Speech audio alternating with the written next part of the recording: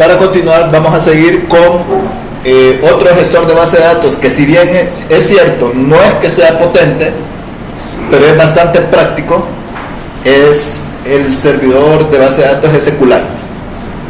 SQLite es un gestor de base de datos bastante simple, que inclusive lo utiliza muchas aplicaciones de Android. En los teléfonos es muy habitual que utilices una base de datos y esté en SQLite. Incluso algunos software que uno puede instalar en Debian o software web o cualquier otra cosa utiliza base de datos SQLite. Algunos juegos utilizan base de datos SQLite, que tienen que guardar información. Lo bonito de esto es que para administrar una base de datos SQLite solo necesitas el programa y el archivo de la base de datos. Simple. El mismo archivo de la base de datos es la base de datos en sí. Ya vamos a echarle un vistazo. Entonces vamos a seguir esta guía, que igual como en las otras guías está diseñado para Debian Stretch, SQLite 3. Algo. Deben de saber lenguaje SQL y obviamente deben de tener configurados los repositorios. Para instalar SQLite, instalamos ahí apt install SQLite 3. Vamos a instalarlo por acá, vamos a irnos por acá y vamos a instalar. Uy, no es install, es apt install. Apt install SQLite 3. Si ustedes algún día tienen necesidad de usar una base de datos y no quieren complicarse mucho instalando Postgre o MariaDB, SQLite es la respuesta. Si se fijan, se descarga rápido, se instala rápido y vamos a hacer.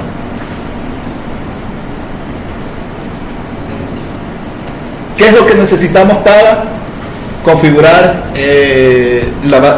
los usuarios y los privilegios de SQLite? Prácticamente nada, porque todos los privilegios del acceso a la base de datos, como la base de datos en sí es un archivo, quien va a administrar los permisos para acceder a ese archivo va a ser el sistema de privilegios del sistema operativo. O sea, yo aquí le defino, mira, a este archivo solo va a poder acceder el usuario del sistema operativo tal y solo va a tener permisos de lectura, solo para él. O sea, no existen aquí los grants ni nada por el estilo en SQLite. Entonces, ¿cómo creamos nuestra base de datos? Llamamos al comando SQLite 3 y le damos como argumento el nombre del archivo donde va a estar físicamente nuestra base de datos. Por convención le damos la extensión .db. Con esto nosotros ya estamos en la interfaz de comandos de SQLite. Si queremos ayuda, lo primero que nos dice es que si queremos ayuda pongamos .help. .help. Todos los comandos en SQLite comienzan con punto. Si le damos .help, aquí nos aparecen todas las opciones o todos los comandos que nosotros podemos ejecutar. Autenticación, binarios, información de la base de datos, las cabeceras, los logs, los modos, el prompt, las tablas, las estadísticas y todo eso. ¿Cuál? Con .help.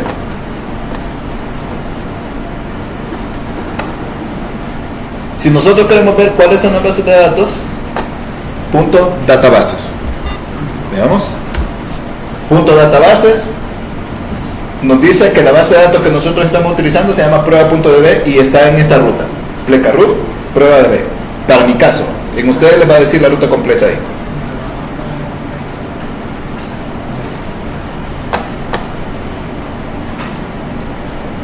¿Cómo creo tablas en esa base de datos? Al final son sentencias de SQL y es lo mismo para Postgres, para MySQL, con algunas variantes mínimas. Voy a crear las tablas por acá. Va a ser siempre las mismas tablas que hemos venido usando. Una tabla que se llama aula con dos campos, ID y nombre, con llave primaria en ID. Una tabla curso con tres campos, ID, nombre y ID aula. La llave primaria va a ser ID, la llave foránea va a ser ID aula, que va a hacer referencia a la tabla aula en el campo ID. Voy a crearla. ¿Y cómo hago para ver las tablas que ya creé? Tablas. punto tables. Y ya con esto puedo ver las tablas que yo acabo de crear. Es un tanto diferente, bastante básico a lo que es MySQL o Postgre.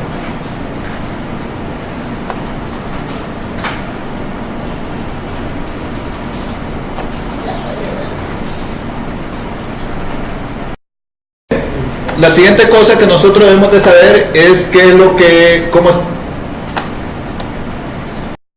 lo siguiente que debemos de nosotros saber es qué es lo que está o cuál es el esquema de la base de datos. Para eso utilizamos el comando .esquema. .esquema, y aquí nos dice cuál es la estructura de esta base de datos y nos da las sentencias para crear la base de datos. Justamente lo que yo ejecuté para crear las dos tablas.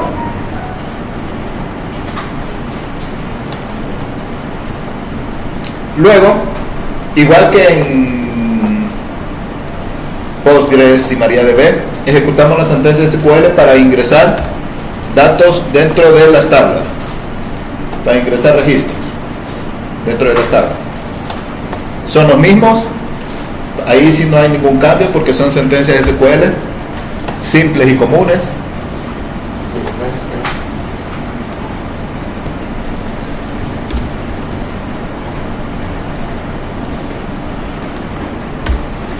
Y luego ejecutamos la sentencia select para ver los registros que hay en esas tablas.